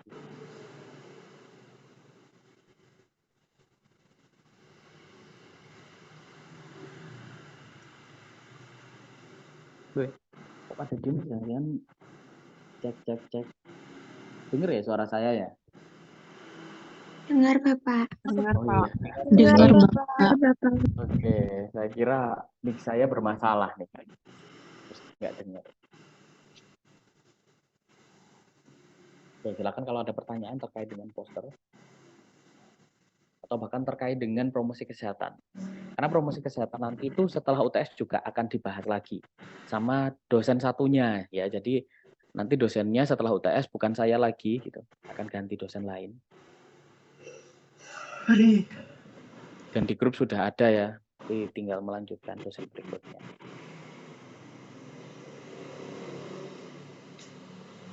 Pak Denny, Oke, saya mau silakan. tanya Pak Ya, silakan. tentang promosi kesehatan. Bagaimana Oke. promosi kesehatan dapat beradaptasi dengan perubahan tren dan tantangan kesehatan yang muncul seperti epidemi penyakit baru, perubahan gaya hidup, atau isu-isu lingkungan yang mempengaruhi kesehatan masyarakat? Bagaimana caranya ya? Jadi Iya, kalau Pak. kita bicara tentang promosi kesehatan, itu seharusnya ya, keilmuan itu harusnya itu muncul teknik-teknik dan juga pendekatan baru. Karena apa? Lingkungan sekarang itu kan sering berganti-ganti ya. Kalau terkait kita ngomong ini penyakit nih, penyakit itu pasti ada aja. Bahkan juga akan ada tren-tren penyakit baru yang akan bermunculan gitu. Kalau misalkan kita tidak aware terhadap lingkungan kita gitu. Misalkan seperti penyakit infeksi itu kan bisa dari hal kecil kan ya. Awalnya semuanya itu sebenarnya dari hal kecil. yang kemudian itu dia menular sehingga dia boom gitu. Jumlahnya sangat banyak. Nah, bagaimana caranya agar kita itu promosi kesehatan yang kita lakukan itu juga bisa menekan angka-angka orang sakit gitu, menekan angka penyakit, dan juga bisa mengikuti tren-tren yang sedang terjadi sekarang gitu.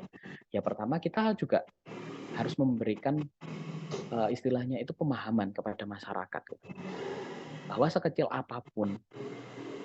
apapun yang ada di lingkungan sekitar itu bisa memberikan potensi yang besar gitu. Dari kecil itu bisa menjadi yang besar. Contohnya kayak buang sampah sembarangan.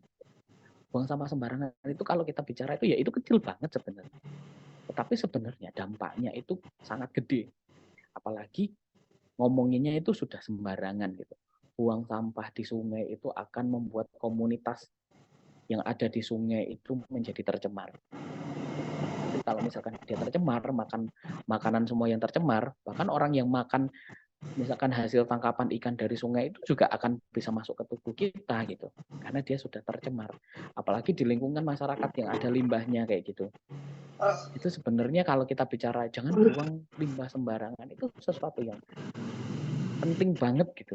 Tapi kadang masyarakat itu menganggap sepele. Nah, tugas kita adalah bagaimana cara menanamkan itu tadi. Menanamkan pemahaman bahwa masyarakat itu perlu memperhatikan hal yang kecil. Karena yang mendapatkan dampaknya itu bukan cuma dia doang gitu. Orang lain itu juga akan mendapatkan dampaknya.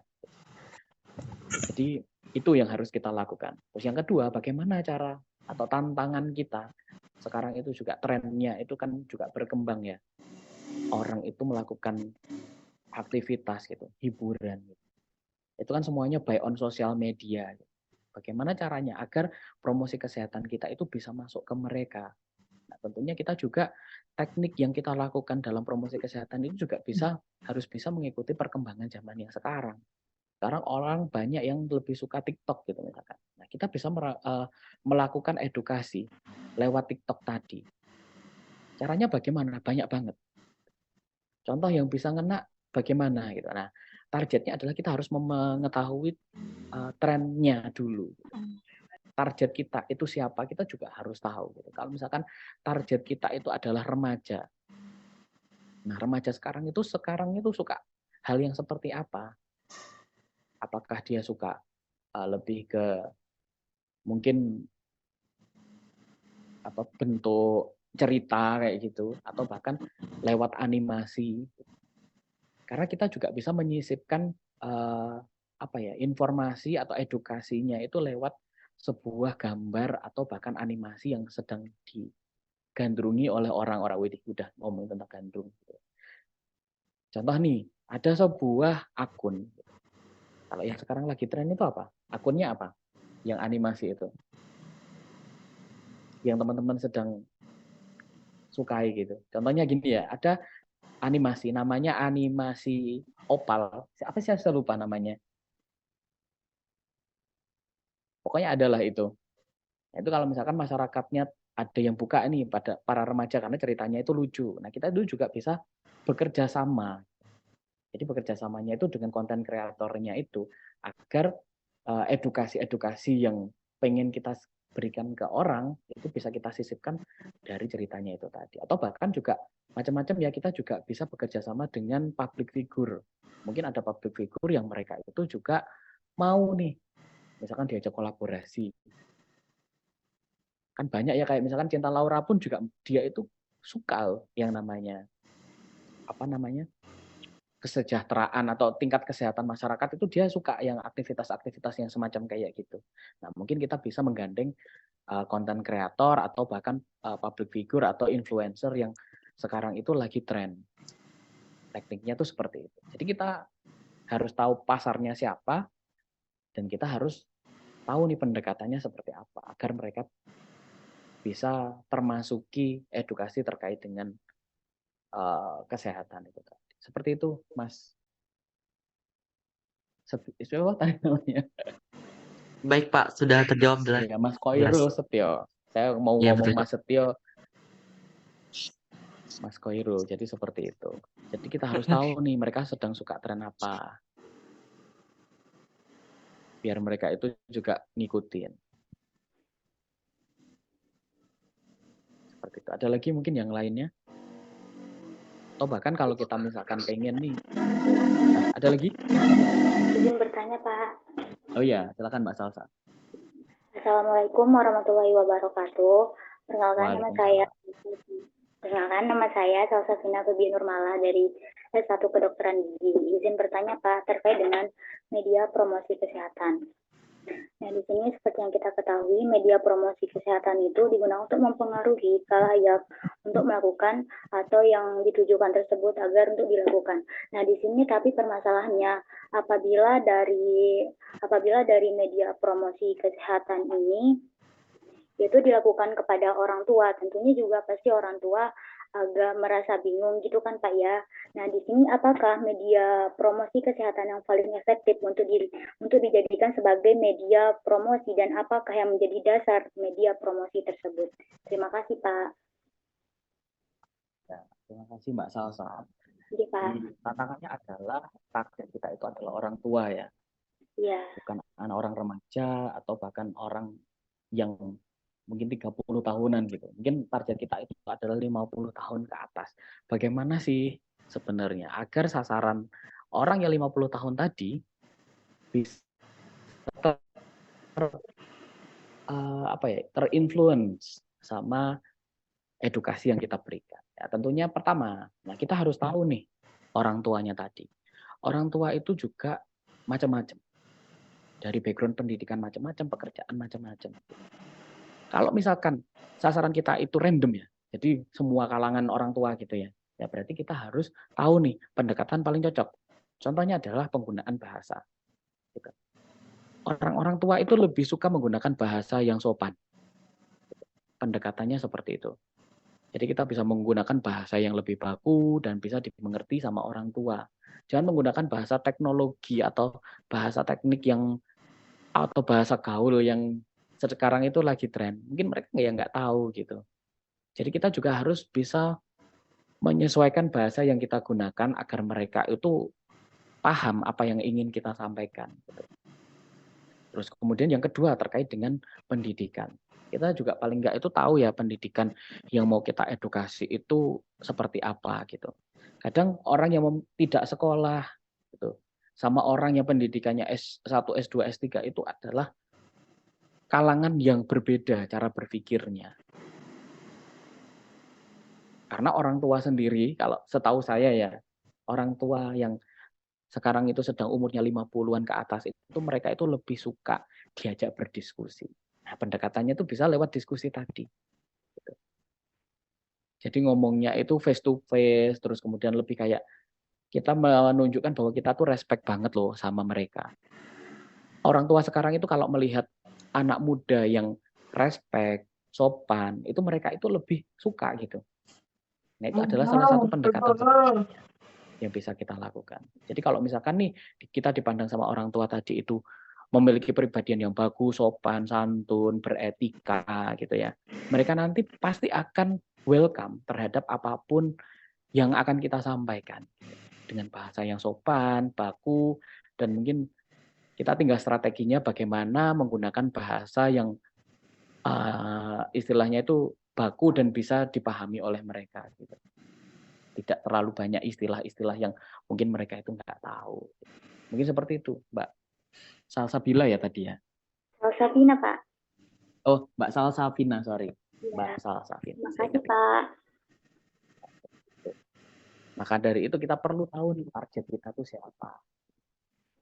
Dan itu kalau anak muda, kalau ada yang ada istilah atau scenes yang tren gitu ya. Misalkan dulu kan ada pernah ya, emang boleh gini. Nah, itu kan adalah salah satu jargon yang lagi tren ya. Dan kadang itu anak muda itu lebih bisa menerima hal-hal yang semacam kayak gitu. Tapi kan kalau kita terapkan ke orang tua juga nggak pantas gitu ya. Jadi kita harus mengenali target kita itu siapa dan umurnya berapa. Ada lagi mungkin? Terima kasih, Pak. Ya, sama-sama Mbak Salsabina. Ada lagi?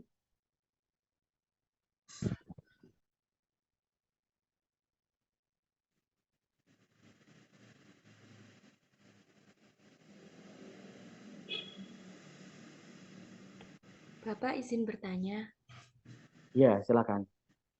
apakah pendidikan kesehatan termasuk dalam promosi kesehatan dan apa perbedaannya? Terima kasih. Pendidikan kesehatan ya. Iya, Pendidikan kesehatan dengan promosi kesehatan. Promosi kesehatan itu bagian dari pendidikan kesehatan, Pak. Jadi pendidikan kesehatan itu banyak banget. Ada kegiatan yang dia itu sifatnya itu resmi gitu ya. Karena kita kalau bicara tentang pendidikan itu ada formal, informal. Nah, promosi kesehatan ini adalah bagian kecil dari pendidikan kesehatan itu tadi gitu. Semacam kayak gitu, Mbak. Siapa tadi yang bertanya tadi ya? saya Pak. Ya, Mbak Ken Alin. Jadi promosi kesehatan itu bagian dari sekian banyak pendidikan kesehatan yang lain. Baik Pak, terima kasih. Nanti mungkin juga teman-teman akan mendapatkan mata kuliah lain selain di TIK ini terkait dengan promosi kesehatan. Teman-teman nanti itu selain menjadi seorang tenaga kesehatan, teman-teman itu juga harus bisa memberikan edukasi kepada masyarakat. Bagaimana cara menjadi seorang yang menjadi influence di lingkungan masyarakat, bagaimana cara berkomunikasi secara efektif, itu nanti mungkin akan diajar.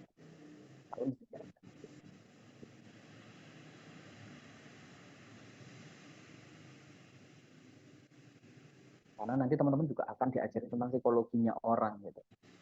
Kalau misalkan orangnya kayak gini tuh kita harus memperlakukannya seperti apa sih? Yang orang itu ada loh, pasien gitu yang datang itu ada yang suka diajak ngobrol, ada yang mereka itu gak suka. Karena dia sudah capek dengan sakitnya dia, terus dia gak pengen diajak ngobrol. Kan kita juga harus tahu nih, kapan kita harus stop mengajak ngobrol. Tapi ada juga yang orang itu suka diajak ngobrol. Oh iya, Ibu tadi gimana? Sakit nggak Bu masih tadi? Oh tadi anaknya ke sini ya Bu. Kadang tuh ada yang suka semacam kayak gitu. Ada juga yang marah, aduh saya udah sakit, udah nggak pengen mikir apa-apa. Itu juga ada. Terkait dengan psikologinya pasien. Karena pasien sendiri itu kan juga macam-macam ya. Kalangannya juga macam-macam, umurnya macam-macam, pendidikannya, backgroundnya juga macam-macam. Jangan lupa tahu nih bagaimana nge-treat si pasiennya tadi.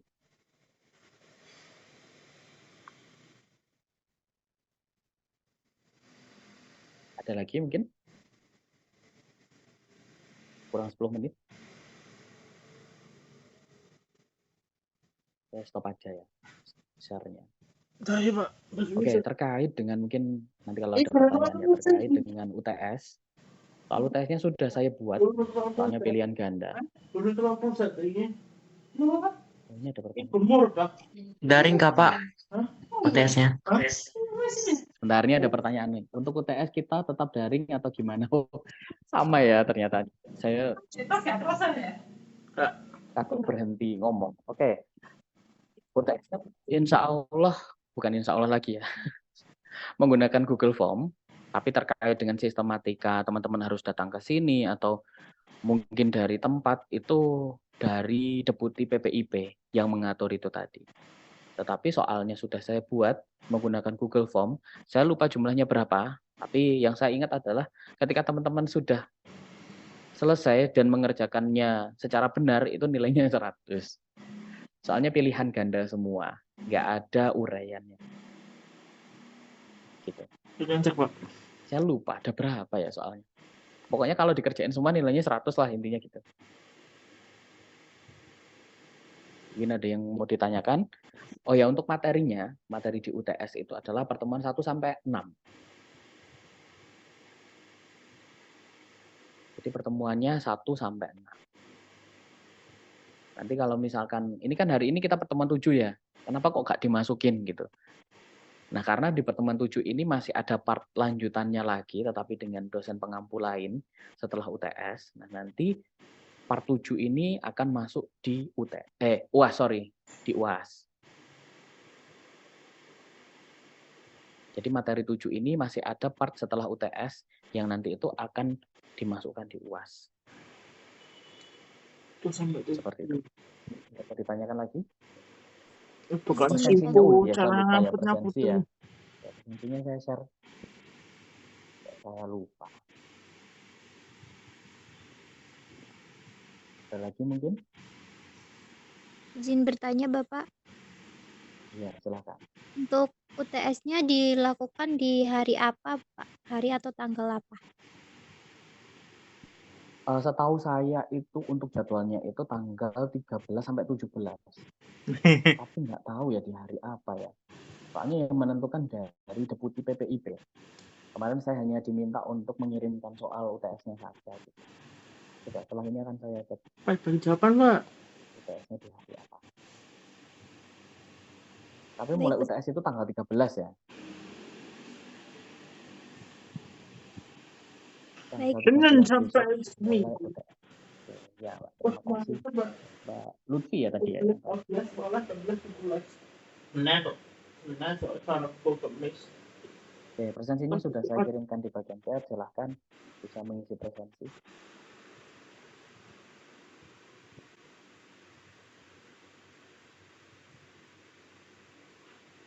Ada lagi mungkin yang pengen didiskusikan?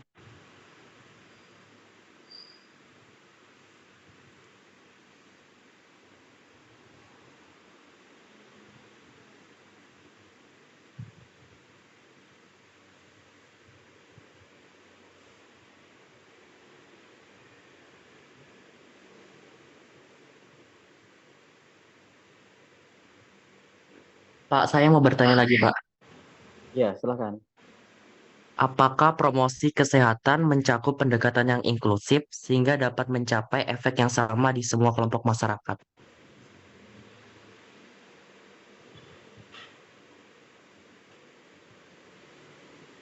Tadi pertanyaannya adalah bagaimana, apakah promosi kesehatan itu pendekatannya harus inklusif gitu ya? Inklusif.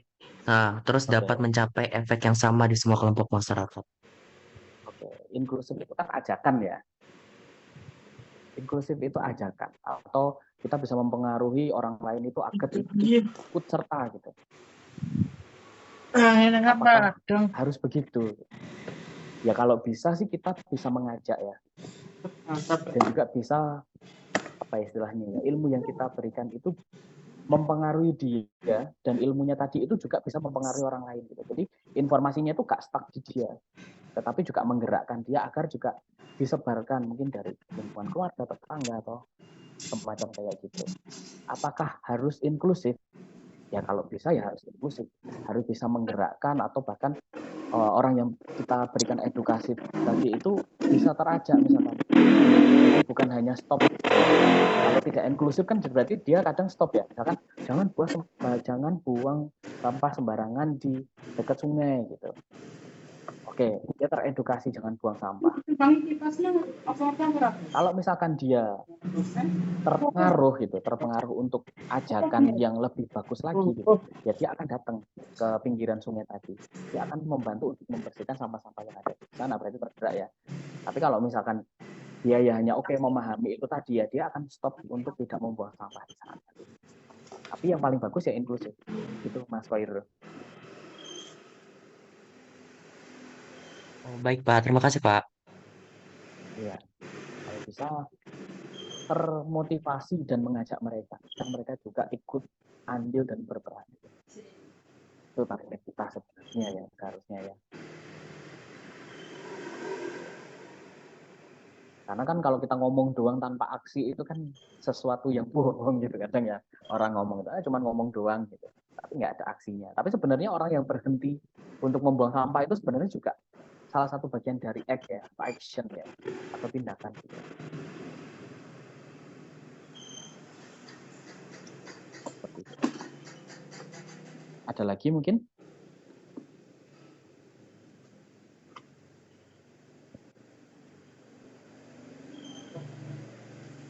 Nggak ada. Oke, baiklah. Sudah ngisi presensi ya. Oke, baiklah. Mungkin untuk pertemuan dengan saya sampai di sini ya. Mungkin kita akan ketemu di lain kesempatan. Semoga kesempatannya juga kesempatan yang baik gitu. Saya juga minta maaf misalkan ada perbuatan atau perkataan saya yang kurang berkenan di hati teman-teman semuanya. Tolong untuk dimaafkan begitu. Dan semoga apa yang sudah kita pelajari dari pertemuan 1 sampai 7 bahkan nanti ya dari mata kuliah TIK juga bisa bermanfaat buat teman-teman semuanya. Bahkan manfaatnya itu bukan didapatkan dari bukan hanya di kuliah saja, tetapi nanti ketika teman-teman sudah lulus dari IK Bakti Wiyata, semoga ilmu yang didapatkan itu bisa bermanfaat dan bisa diterapkan dan berguna bagi masyarakat. Saya minta maaf. Mungkin itu saja yang bisa saya sampaikan. Terima kasih atas perhatiannya selama ini. Saya akhiri dari saya. Terima kasih. Wassalamualaikum warahmatullahi wabarakatuh. Waalaikumsalam Waalaikumsalam warahmatullahi wabarakatuh. Terima kasih, Pak. Waalaikumsalam warahmatullahi wabarakatuh. Warahmatullahi wabarakatuh. Terima kasih.